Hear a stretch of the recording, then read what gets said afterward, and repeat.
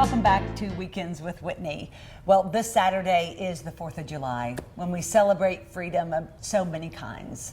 Certainly freedom of our country, religious freedom, personal freedoms. Dr. Nick joins us this morning to talk about that and celebrate it. Good to see you this morning. Yeah, good to see you too, Whitney, and happy 4th of July to everyone. It's an incredible day that we experience, and it's also a day when I think we need to kind of sit back and challenge ourselves as to what that Constitution means. And you know, you and I were talking about the real freedom to be ourselves, the freedom to explore and choose our own path in life. Which I think is greater than probably it has ever been. Unbelievable freedom. The opportunities that are out there in this nation, in this great nation. But I would like to just begin, even though I'm a therapist, with suggesting that people take time to read the Constitution and the Bill of Rights. Wow, a lot of us haven't done that since high school. Just read, just understand what the Constitution is about and the balance of power of the three powers, power seats, Congress and Supreme Court and the President. Now you might think, oh, well, Nikki, what does that have to do with freedom? It has a lot to do with understanding how the nation operates and that we're based on the common good principle. That it's not just the freedom to be yourself at the expense of everybody else. I can't scream fire in the theater. I don't have that kind of freedom. Right. But I have the freedom to express myself, to talk bad about the government, to talk bad about the president. I mean, thank goodness we're in that country, although I think some people go too far. And Whitney, thank you for saying that, because I'd really like to correct it. It's not so much that we need to be talking bad about anybody.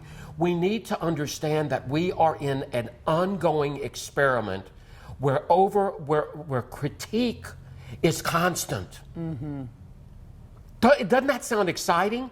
That we need to be able to question policies and question, is this the appropriate thing, and question where the money is going, and question where my time is going in my own freedom. You know, we're really struggling as a nation with infrastructure, with education. You know, we're struggling with serious gaps. That doesn't have to be a partisan issue. Right. I believe we've become way too partisan. Oh, and the way we talk to each other.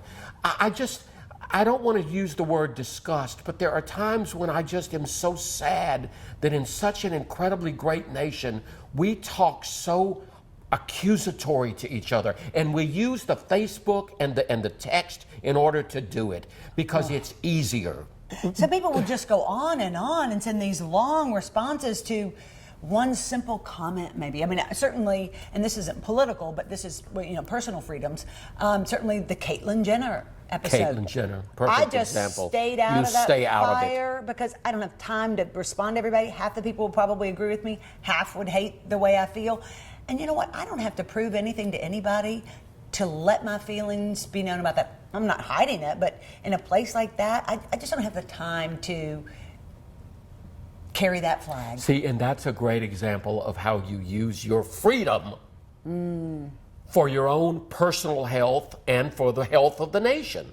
See, we think of, I don't have time for that. I think the fact that you don't get in it is actually helpful to making the nation better. Thank you. Well, not only get in it, but some people get off on getting on getting into it. I mean, I think, is it a power, Nikki? What is it? I don't want to be simplistic, but I'm going to be overly simplistic. It's like, get a life. Get a life. Find some goals and services and passions and things to put yourself into where you're going to leave a mark behind. There's a great phrase that I have sitting on my desk that says, every day, Nikki, be sure to laugh, love, and make a difference.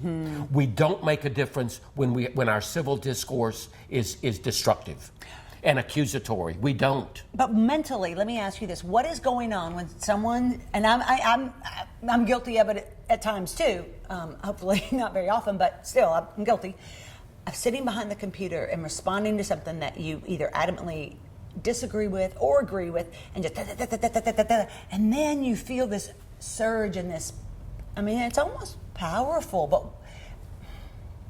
Why do we do that? I can tell. I think we do it because we one of the great gifts of freedom is that we have the freedom to be passionate, and we have the freedom to be opinionated.